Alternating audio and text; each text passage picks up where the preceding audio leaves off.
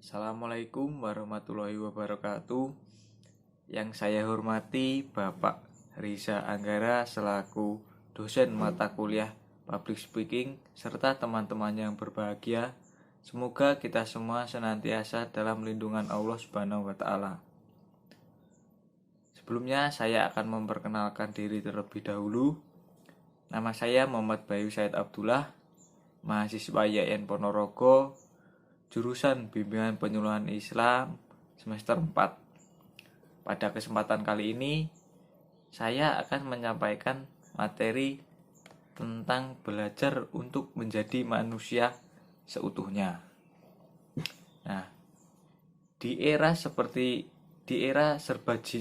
digital seperti saat ini, sangat mudah bagi kita untuk mengetahui segala informasi. Salah satunya mudah bagi kita untuk melihat banyak orang sukses di luar sana.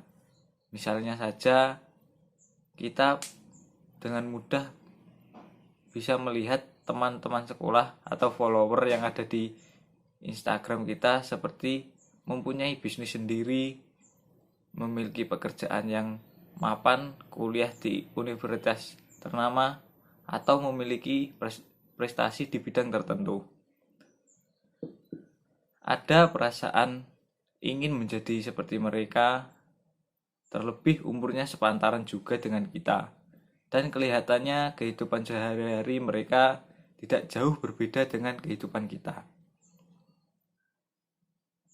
Tapi kok rasanya ya gitu-gitu aja ya. Padahal teman sekolah kita yang dulunya kelihatan biasa-biasa aja, sekarang bisa dikatakan sukses. Nah, dari situ timbul pertanyaan dalam diri kita, kenapa sih kita tidak bisa seperti mereka? Harusnya kan saya bisa lebih dari mereka. Nah, pada akhirnya kita malah terjebak dalam pikiran negatif tersebut dan mulai meragukan diri sendiri, merasa jatuh, dan membandingkan diri dengan orang lain.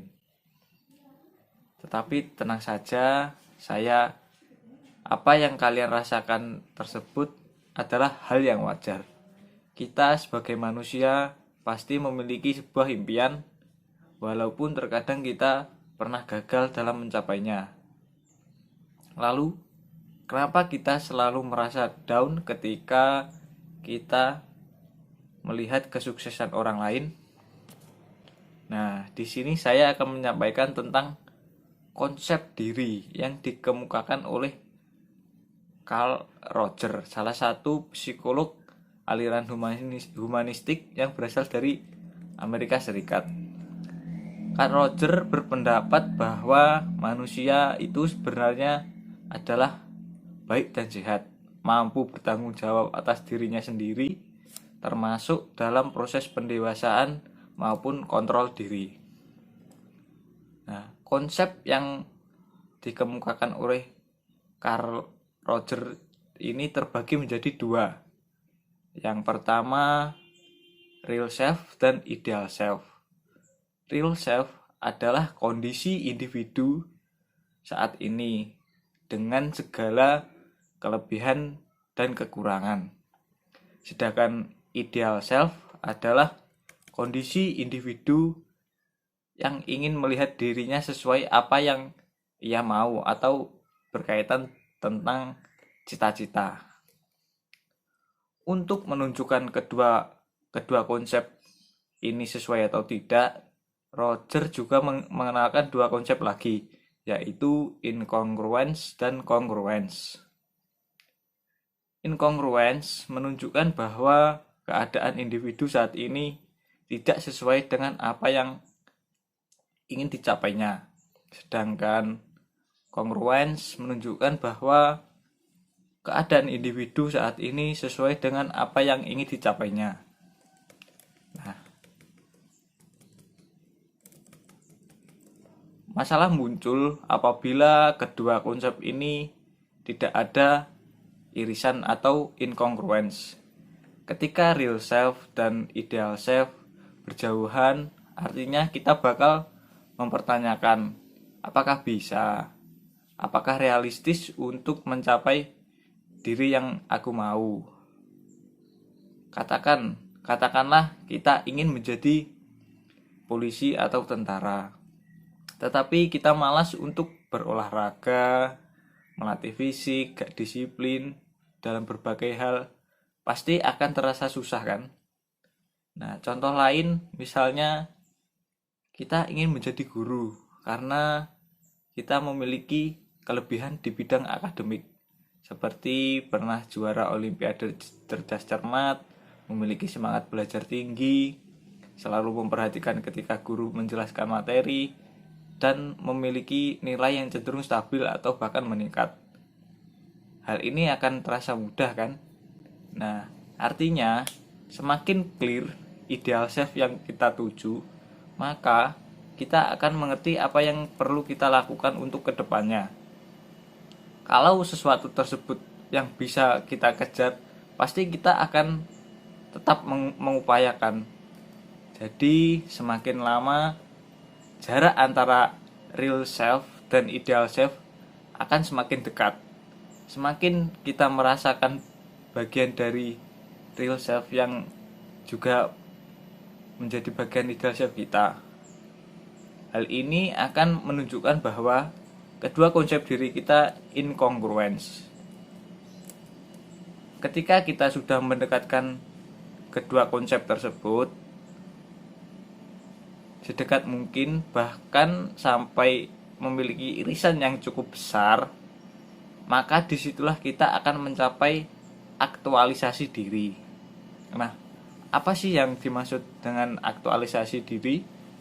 Nah, aktualisasi diri adalah proses menjadi diri sendiri dan mengembangkan hal-hal positif yang ada dalam diri kita, sehingga kita bisa merasakan ya yang namanya hidup menjadi manusia seutuhnya. Nah, hal penting yang ingin saya sampaikan adalah kedua konsep diri, yaitu real self dan ideal self, sepenuhnya berada pada kontrol kita. Yang paham dan mengerti tentang kekurangan dan kelebihan ataupun minat kita, ya kita sendiri kan. Dan yang berhak untuk mengarang sebuah cita-cita atau impian, ya kita sendiri. Mungkin orang tua sedikit memberikan pandangan tentang ideal self terhadap kita. Ujung-ujungnya yang berhak sepenuhnya memutuskan hal tersebut adalah diri kita sendiri. Jika kita tidak tahu tentang ideal self kita sendiri, terus bagaimana? Kita itu bebas untuk mengarang apa saja tentang ideal self. Contoh sederhana, aku pengen jadi orang yang tahu. Akhirnya kita berusaha belajar supaya kita mencapai hal tersebut. Nah, kalau sudah berada pada titik tersebut, kita akan merasa lebih percaya diri dalam menentukan progres ke depannya, dan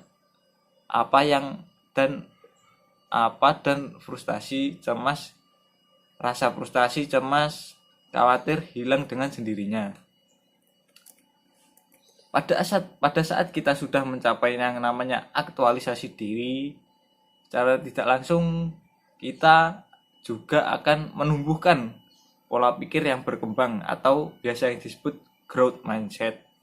Nah, orang yang sukses itu percaya bahwa kesuksesan itu berasal dari hasil kerja keras, semangat belajar, dan pola pikir berkembang. Itu saja yang dapat saya sampaikan. Semoga bisa bermanfaat untuk teman-teman semuanya. Kurang lebihnya mohon maaf. Wassalamualaikum warahmatullahi wabarakatuh.